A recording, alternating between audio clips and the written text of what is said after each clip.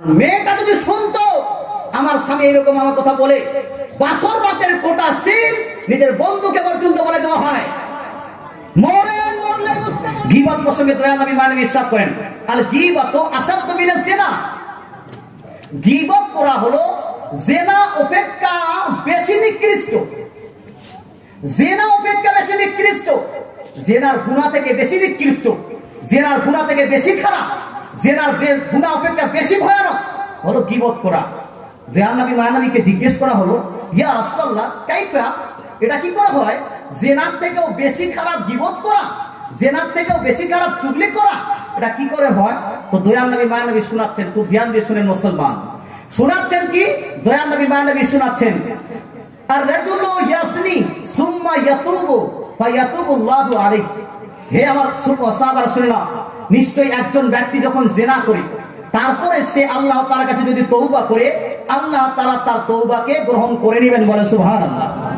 একজন ব্যক্তি যদি জিনা করে তারপরে আল্লাহর দরবারে সে নিজেকে ছোট মনে করে তওবা করে, আল্লাহ তাআলা তার তওবাকে গ্রহণ করবেন। কিন্তু দয়াল নবী মানবী ইরশাদ করেন, ইন্না সাহিবাল গীবাতি লা ইগফারু লাহু হাত্তা ইয়াগফিরা লাহু সাহিবুহু। দয়াল নবী মানবী ইরশাদ করেন, কিন্তু গীবতকারীকে ততক্ষণ পর্যন্ত মাফ করা হবে না যতক্ষণ পর্যন্ত না যেই ব্যক্তির ও গীবত করেছে, যেই ব্যক্তির ও ব্যাকবাইটিং করেছে, যেই ব্যক্তির প্রসঙ্গে সে চুগলি করেছে, সে তাকে মাফ করেছে।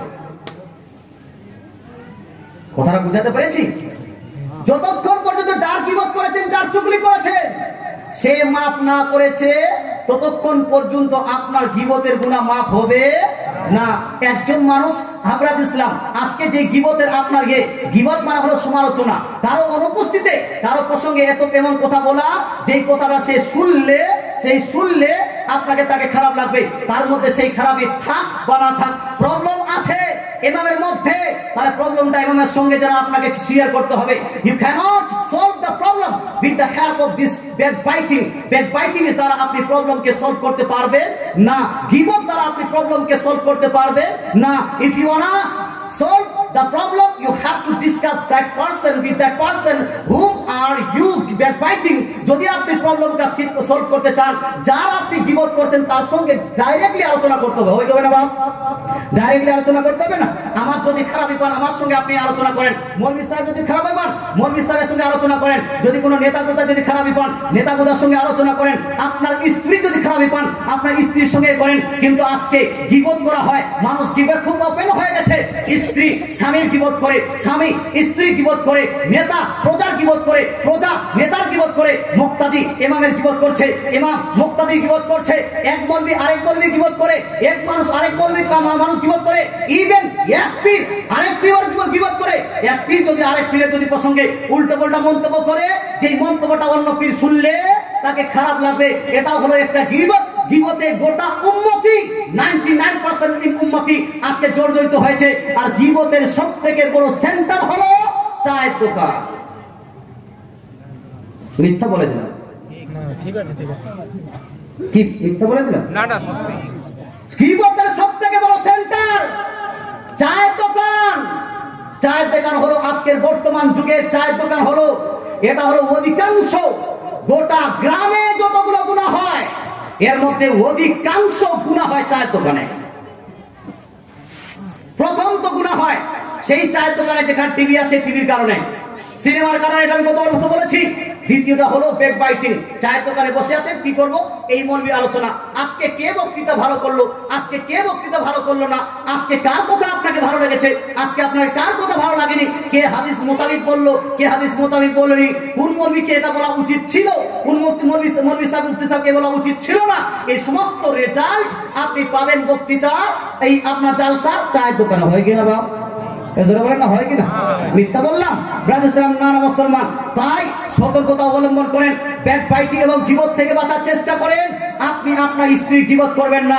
হে ব্রাদার, আপনার স্বামীর আপনি গীবত করবেন না। স্বামীর গীবত না করে স্বামীকে বোঝানোর চেষ্টা করতে হবে। আপনার স্ত্রীকে গীবত না করে, স্ত্রী গীবত না করে, বন্ধুর সঙ্গে বসেছেন, আমার স্ত্রীটা এইরকম বাপ, আমার স্ত্রী এইরকম, আমার স্ত্রী আমার মন মোতাবেক চলে না, আমার স্ত্রী আমার আপনার মন মোতাবেক সাজে না। বাপ, আপনি আপনার স্ত্রীর প্রসঙ্গে অন্যের কাছে আলোচনা করে আপনার স্ত্রী গীবত করলেন। কেন সেই সম্পদের আপনি গীবত করছেন, যেই সম্পদকে আল্লাহ তাআলার নবী, দয়ার নবী, মায়ার নবী গোটা কায়নাতের মধ্যে আপনার জন্য সবথেকে উৎকৃষ্ট সম্পদ বলেছে, বলে সুবহানাল্লাহ।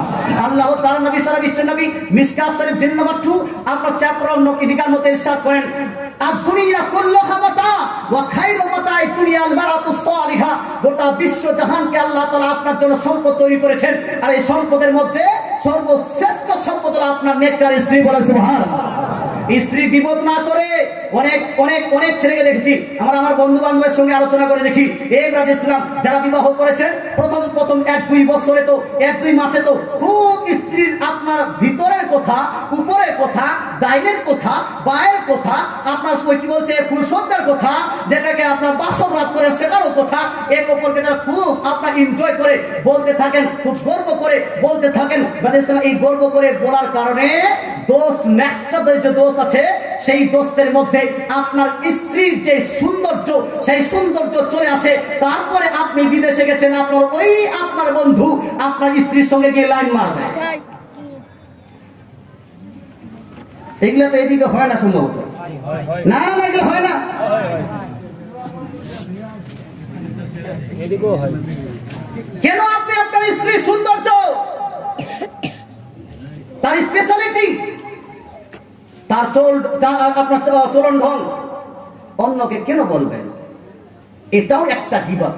কারণ মেয়েটা যদি শুনতো আমার স্বামী এরকম আমার কথা বলে, বাসর রাতের কোটা সিন নিজের বন্ধুকে পর্যন্ত বলে দেওয়া হয়, মন